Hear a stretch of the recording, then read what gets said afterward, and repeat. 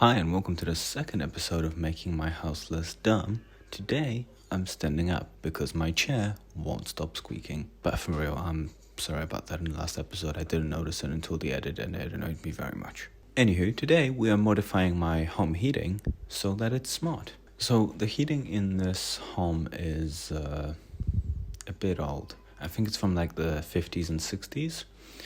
I think they just call it regular home heating system, something like that. The way it works is water gets put into a water collector upstairs, and then when we want to get some hot water, it gets forced down to the boiler where it gets boiled, and then it gets put into the water collector. We need to wait for the water collector to actually fill up first before we can use it, and that takes about an hour, which is very frustrating when we come back from work and want to take a shower because we have to wait an hour.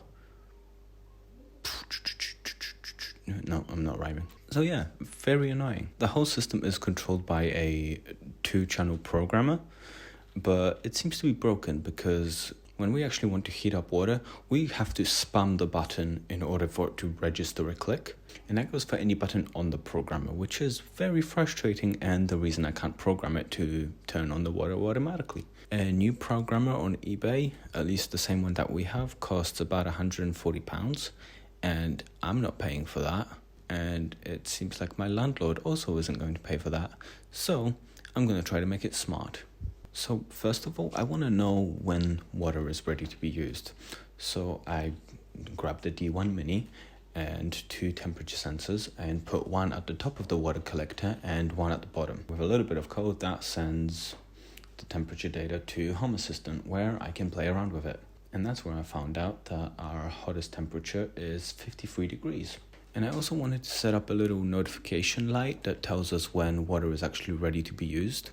So I grabbed the D1 Mini and 2 RGB LEDs. So when the water collector gets to about 30 degrees, the LEDs turn red, which tells us that it is actually rising. And when it gets to about 50 degrees, it turns green to tell us that the water is actually ready to be used. And yes, I realize I'm using an RGB LED just to use 2 colors. If I need another notification light, I can use the blue. For now, I don't have a use for it, so it's just off. So I started off by trying to backwards engineer the whole heating system here, and after some probing I've kind of worked out that it's basically just sending 240 volts to different parts of the system depending on what it needs. So what I did is I grabbed 3 relays, connected it to the D1 Mini that's already in there doing the temperature sensing, connected the 3 different wires running to the whole system, and basically got the relay to turn them on and off. Now that worked kind of. So what I ended up working out later is it's sending different voltages all across the board. So for example, when we want hot water, it's sending 100 volts to a valve, it's sending 240 to a pump, and it's sending 36 volts to something. I've not actually worked out where it's sending it. So after playing around with this method for a while, I decided to eventually give up on it just because I didn't want to mess around with converting AC down to loads of different voltages. So my next method was to interface with the programmer directly. I initially wanted to do this by using transistors as switches that I could control through the D1 Mini, but I ended up not going with this method just because I didn't want to have to unsolder things after we move out. Everything I'm trying to do here is made to be easily removable so that when we do move out, I can just unplug everything and take it with us to wherever we're going next. So that's when I settled on plan 3, which was just to basically get a servo to press the buttons. And on initial testing, this works great.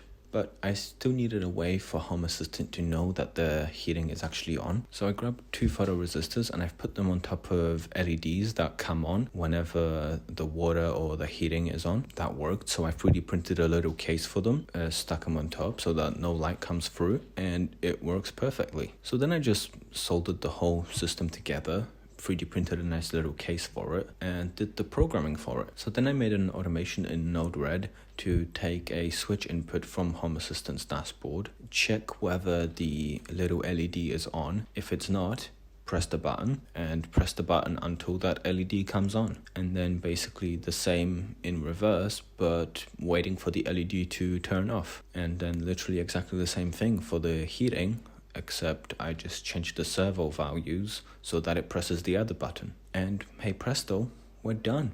We now have a fully automated home heating system that we can turn on from wherever we are.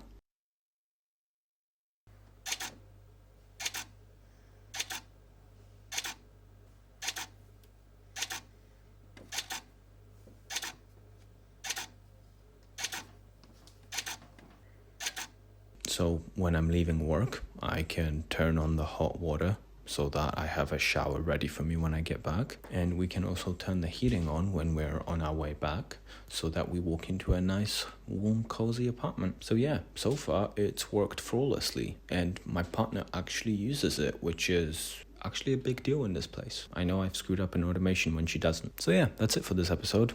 Thanks for sticking around. I don't know if you can tell, but I'm moving stuff around in my office. Behind here is just a mess. So I'm hoping to get that sorted out soon so that I can get back into working on projects. I already have something in the works. If you want to see little previews, you can follow me on Instagram. I constantly post little snapshots of stuff I'm working on. And follow me on Twitch. That's where I do a lot of my projects. That's why I did this project. I found out that I've actually streamed 22 hours of me working on this project. Now, keep in mind that's streamed. I've been working on this project outside of streaming. But yeah, 22 hours. It's a lot of hours to work on a project that failed a lot of times. But yeah, join me next time. Have a good day. Bye.